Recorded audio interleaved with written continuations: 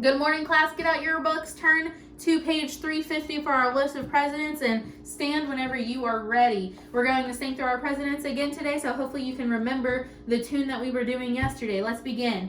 Washington, Adams, Jefferson, Madison, Monroe, Adams, Jackson, Van Buren, Harrison, Tyler, Polk, Taylor, Fillmore, Pierce, Buchanan, Lincoln, Johnson, Grant, Hayes, Garfield, Arthur, Cleveland, Harrison, Cleveland, McKinley, Roosevelt, Taft, Wilson, Harding, Coolidge, Hoover, Roosevelt, Truman, Eisenhower, Kennedy, Johnson, Nixon, Ford, Carter, Reagan, Bush, Clinton, Bush, Obama, and Trump.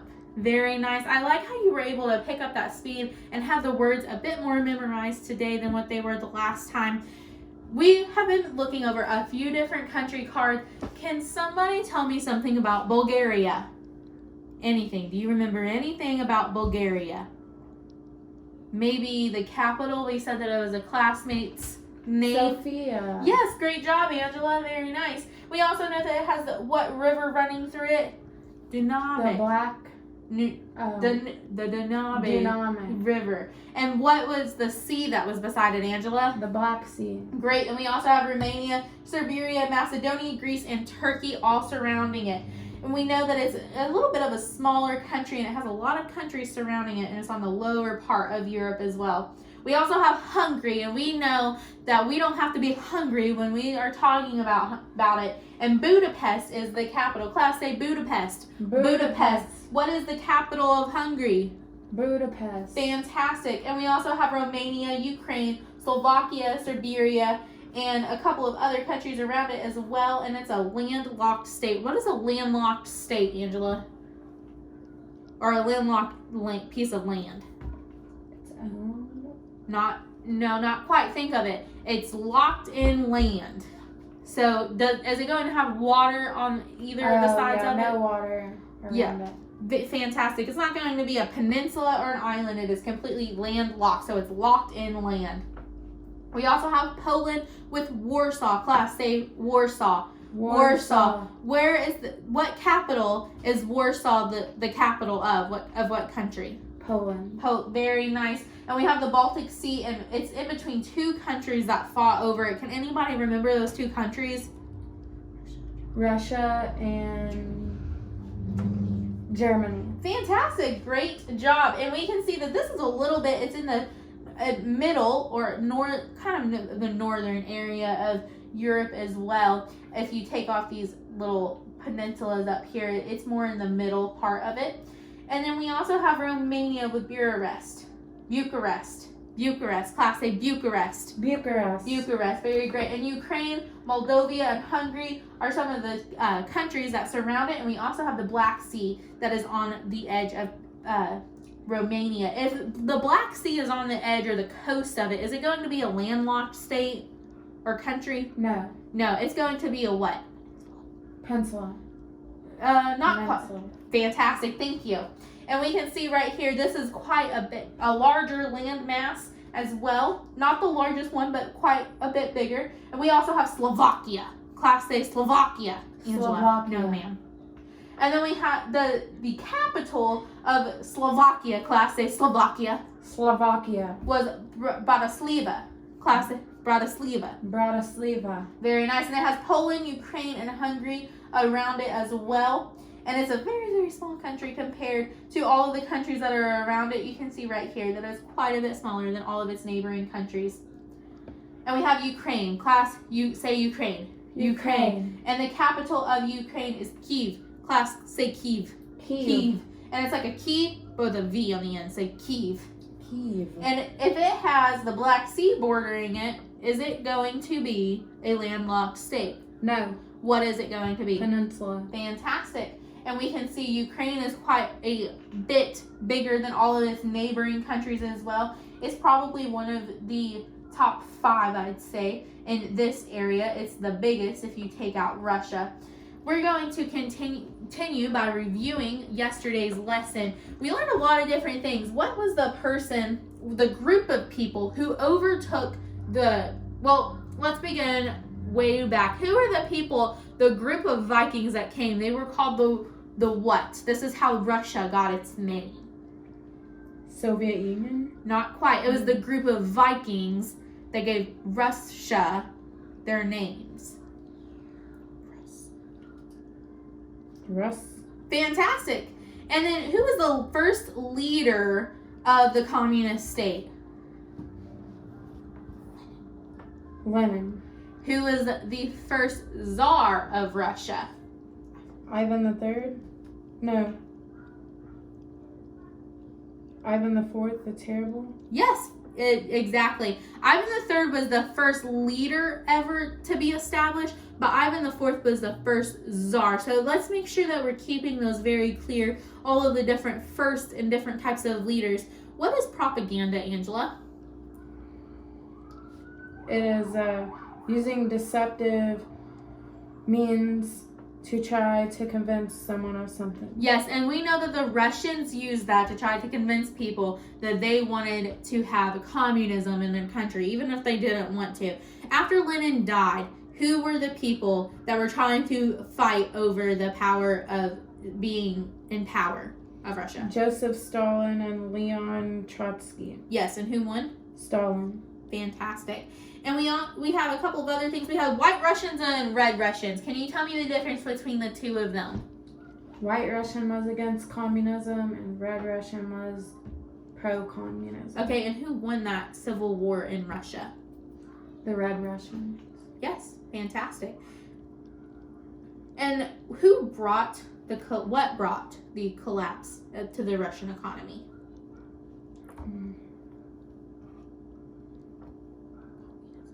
Communism. And there was something that Lenin had to do to try to help the economy from collapsing. What ideas and philosophies did he have to borrow from?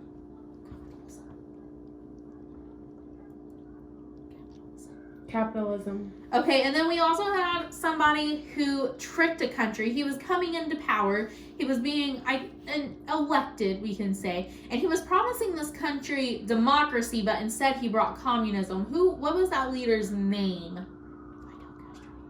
Fidel Castro. And what country did he do that to? Russia. Not Russia. They were already communists. They were the first communist country. Cuba. Fantastic. And how are a lot of terrorist groups able to afford to terrorize people? How do They steal? No, they don't steal. They have somebody helps them. Who's helping them? The Soviet Union? Yes, and the different communist states are providing them with two different things. What are one of those things that they're providing them with? False hope. No, not false hope.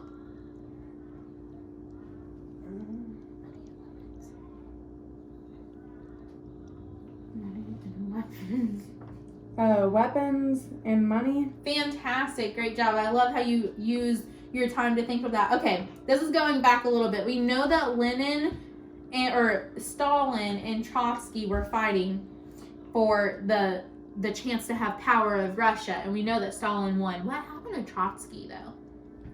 He got exiled from Russia and was murdered in Mexico. Yes, and who was he murdered by? Stalin? No. Did Stalin directly go to him or murder him? What did he do? He sent someone. Yes, fantastic. We're going to continue reading today and learning a little bit more about different things within the communist area. One of the people that we're going to be learning about, well, first we have, there was a lot of things that were going on in Russia because there was a lot of battles going on and farmers were getting very angry. They wanted to own the land that they were farming on. They wanted to fight for that freedom to own that land. So there was a lot of issues with having the proper amount of food for all of the people in the country. And a lot of other things were happening as well. And it was a little bit troublesome for everything that was happening. For many years, there were a lot of people, and I'm so thankful. Again, I've said this over and over. God has given us the freedom to choose between different things. We can choose to do right, as the Bible teaches us and the things that the Bible teaches us to do, or we can choose to do wrong and go against God's will. During this dark time in America, or not in America, in Russia, a lot of people turned to God. They did not turn their hearts away from him, and I'm so thankful for that. And we know that there was a man who gave, who desired to know God and who desired to love God. So we had the Orthodoxy came in, and they were able to give a lot of people different help knowing and having a relationship with God. But once communism came in, it kind of wiped a lot of that away. Christianity wasn't allowed. And so there were a lot of underground churches. I couldn't imagine having to be secretive about going to church. How hard that would have to be to make sure that you had to be careful. Could you imagine, Angela, stop playing with your hair, thank you. Angela, if you were to have to be secretive of whether or not you're going to church, do you think you could do it? I don't know. Okay, if your life... I think so. If my life depended on it, then I might not be able to. Do you think you could be secretive enough? No. Yeah, I don't think I could either. I love going to church. Sometimes you may hear me talk about different things that I've read in my Bible, different things that maybe I heard a song that was about God, or maybe something I learned in a passion or a service from one of my pastors or something like that. I want to share it with people. I want to share God's love with people. But what if the person that you were going to share it with would end up getting you killed or send you to prison? You had to be careful with the things that you did over in Russia. So the fact that there were Christians, and there still are Christians over there, shows just how powerful their love for God is. In America, we take things for granted. We can go to church almost every Sunday. Recently, with the COVID-19, we haven't been able to physically go to church, but we can sit on our phones, we can sit on our tablets or our computers in our house, and we can watch our pastor stream from their living room, and we can still hear that sermon and what they have to share about God's word. And I'm thankful for that. We have such freedom here, and we take it for granted. Maybe you have that Bible, and maybe you have 3 or 4 Bibles, and you don't use them very often at all. How sad is that? We have all of this freedom, and we take it for granted so much. And over in Russia, they're lucky if they have one Bible. If they get to go to church, they're excited for it, and they're meeting in secret. They're not supposed to be doing it. They can get themselves hurt. Well, we have a lot of people in Russia at this time that would turn to God. They would go to church, and they have underground churches. What about the people who didn't have God, though? Who did they turn to? What did they do? Sadly, they turned to alcohol. And they turn to other things too, and Russia is known for having a lot of alcohol. Not right now, Angela, thank you. And it's quite sad. I couldn't imagine not being able to have a personal relationship and walk with the Lord. And it has off. There's a story. There's 2 boys. One who has, both of them are twins, and they're twins with each other, and they grew up with the same alcoholic father. And one became very successful and never drank a day in his life, and then the other one became an alcoholic. And the one they were both asked, well, what made you the way that you were? And the non-alcoholic said, well, my father was an alcoholic, so I promised I would never touch a bottle. And the boy who was an alcoholic said the same exact thing. You know, it shows that it has a lot to do with your perspective. And I hope that each and every one of you have a good perspective on things. That you're thankful for what the Lord's given you. Thankful for the house that He's put over you. The clothes on your back, the shoes on your feet, the food in your fridge. God has given us so much in America and so many blessings. And sometimes we get caught up in it. And we get sad about not being able to go outside. Or not being able to get the one pair of shoes that we wanted when we have 10 other pairs in our closet. People in Russia don't have those freedoms like we do over here. And we're going to continue learning about that as well. There's a disaster that happened in Afghanistan. We know that communism comes into countries and they just take what they want and they don't care what they take. They want it, they take it, it's theirs. They fight for it, they battle for it. Well, in Afghanistan, this was a country in the Middle East. They decided they did not want communism in their country, and they fought hard against it.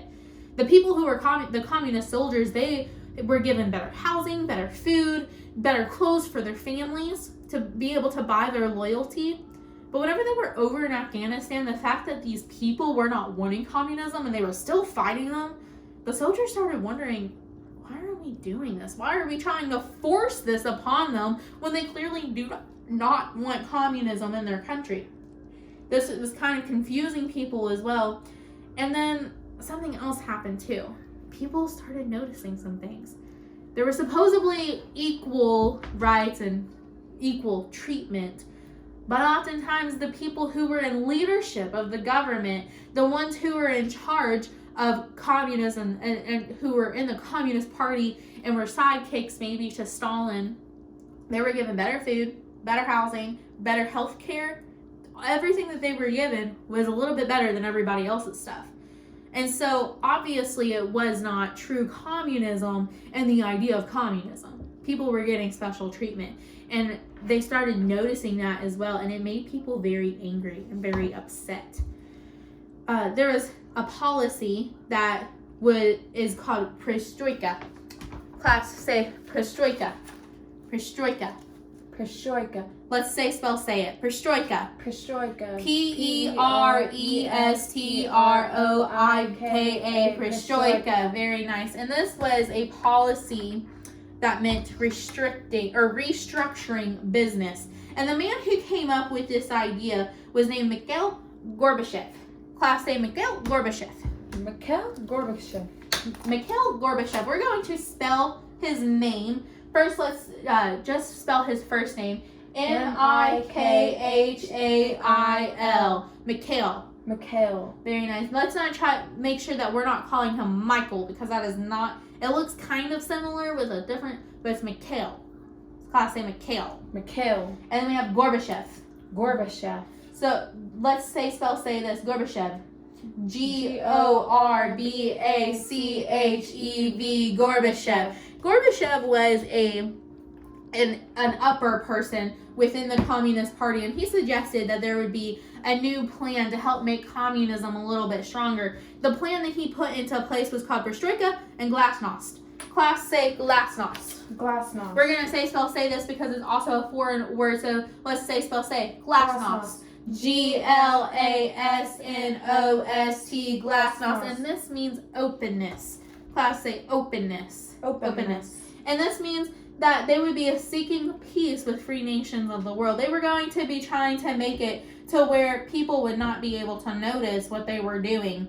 Gorbachev was in charge of some very important people. He was in charge of the secret police, and these policemen would go and make sure that things that were being said in universities were not going against communism. Things that were being printed in the newspaper were not going against Stalin or communism, and different things like that. If anybody who disagreed with communism or Stalin would be sent to a place that was not very fun. In fact, they're often referred to as slave labor camps. All they were there for was to do labor. They were not treated very well. They did not have nice conditions to live in. Well, Gorbachev took one of Lenin's ideas. We know that from the crash of the economy, he decided that he was going to develop a few ideas and use a few ideas from capitalism and allow some free trade to prevent starving. And Gorbachev thought that it would be a nice idea to do that as well. We're going to read a little bit about the disaster that happened in there. And so we're going to pick up on reading in 15.5, Angela. Yes, ma'am. By the mid-1980s, the leaders of the Soviet Union admitted that their nation was in deep trouble. The Soviet Empire was spending so much money to support a large army and overthrew peaceful governments throughout the world that the government was hopelessly in debt. For many, many years, the people of the Soviet Union had lived under the strict control of the government. They had been told where to work and where to live, and had not been allowed to own their own property or make their own choices. As a result, many had lost the desire to work, and many had turned to alcohol in their frustration.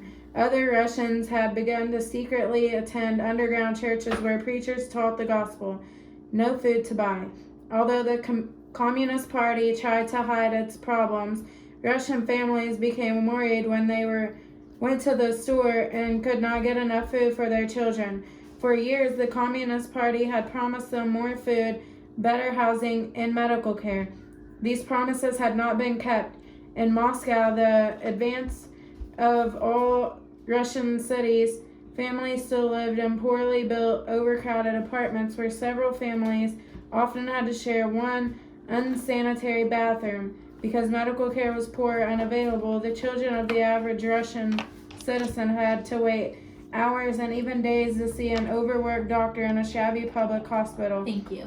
Many babies died for lack of proper care, and even more were killed by abortion. In spite of these hardships, the privileged officials of the Communist Party were treated to the very best food, housing, medical care that the country could offer or could provide, still below the standards of the free world. Although these problems had existed since the time of communist revolution in 1917, the people were now facing extreme difficulties. When the government tried to get the farmers to produce more food, many of the farmers refused to cooperate. Like their grandfathers before them, whom Stalin had brutally murdered, they wanted to own their own land. In the past, the Soviet army had marched in and crushed the independence movements. But by the mid-1980s, the communist bosses of the Soviet Union was not sure that they could trust their own soldiers. The communists had always been careful to give the families of the soldiers extra food and better housing. In this way, they had hoped to buy their soldiers' loyalty. But when the communists invaded Afghanistan in 1979, the people of that little Asian country fought hard against the Soviets. Many Soviet soldiers were killed and wounded, and many more became convinced that they should return to the Soviet Union because the Afghans did not want communism. For the first time in the communist Russia's history, the Red Army began to question communism. Angela, continue reading. Yes, ma'am. A step backward. The communist bosses became nervous when the people began to ask why the families of Communist Party officials were better fed, clothed, and housed, and why they got to see the best doctors when they were ill. A communist official named Mikhail Gorbachev suggested that a new plan of action to satisfy the people and make communism stronger. I need help with this word, teacher. Remember, this was the word that we went over, perestroika. Perestroika and glasnost. Gorbachev had been head of the secret police, which spied on and tortured those who disagreed with communism and sent them to slave labor camps. The secret police had been Lenin's idea.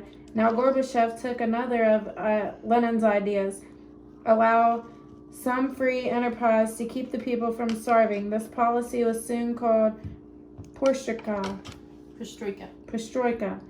a Russian word for restructuring of business. Gorbachev also suggested a policy of glasnost, which means openness or seeking peace with the free nations of the world. Thank you. What does perestroika mean? Restructuring of business. Or just restructuring? Yeah. And glasnost meant what? Openness. Fantastic. And who was the person that suggested this idea? Gorbachev. Yes, can you tell me his first name? Mikhail Gorbachev. Fantastic. When did the Soviet Union, or the soldiers of the Soviet Union, decide that maybe they were starting to question whether or not communism was the real way to go, and the communist ways? In 1979. Where were they at? Afghanistan. And what made them do that? What made them question it?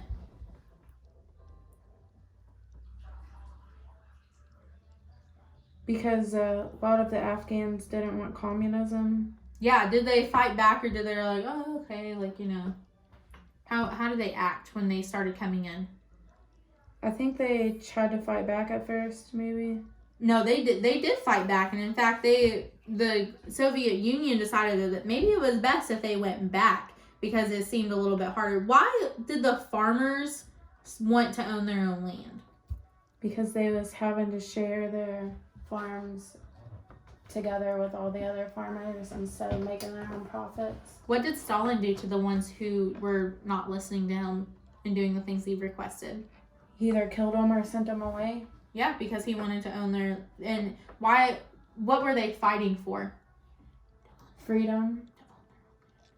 To own their own land. Yes, exactly. And the people were starting to notice something with the government officials. What were they noticing? That some people were being fed, clothed, and housed better. Exactly. And yesterday we talked a little bit about terrorism. What was allowing the terrorists in these different groups to be able to afford to do the things that they were doing? Who was funding them? The Soviet Union. Yes, in communist countries. What else were they giving them? Weapons and money. Yeah, weapons and money. And whenever this disaster happened, what did the Soviet Union try to do for their soldiers to buy their loyalty? What did they do for them? Is that when they started feeding them better and clothing and housing them better? Yeah, they gave them extra clothes or extra food and better housing. What was the Russian followers of Marx's beliefs called?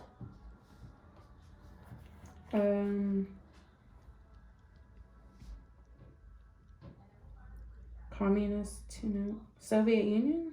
Not quite. This is whenever they first took over Russia. Starts with a B.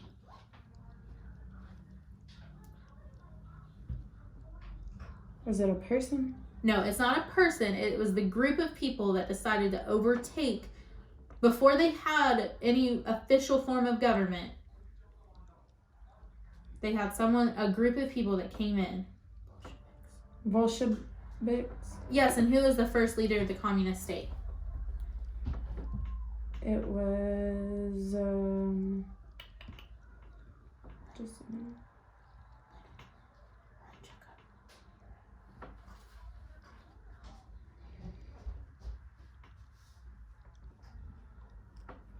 What was Lenin the leader of? Russia? Yes, but he was the leader of what? The first communist country? Yes. And then after Lenin's death, who were the people that fought for power or struggled for power? I know this.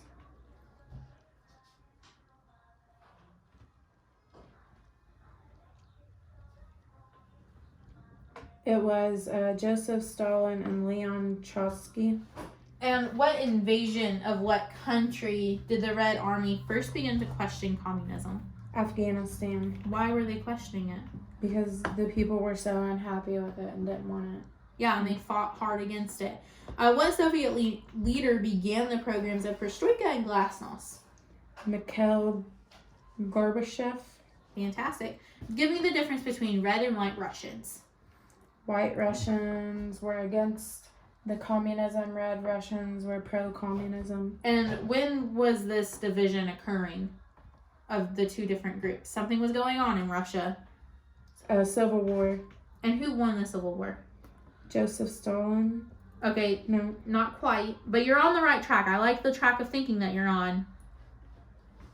Which group won? Russians?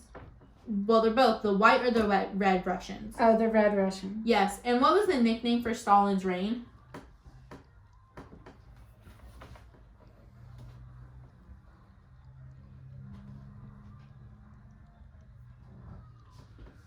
Nickname for Stalin's reign.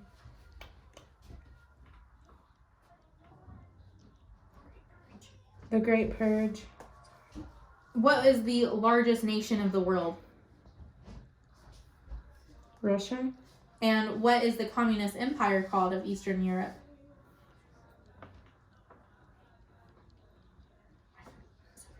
Soviet Union. Who became the first leader of the United Russia?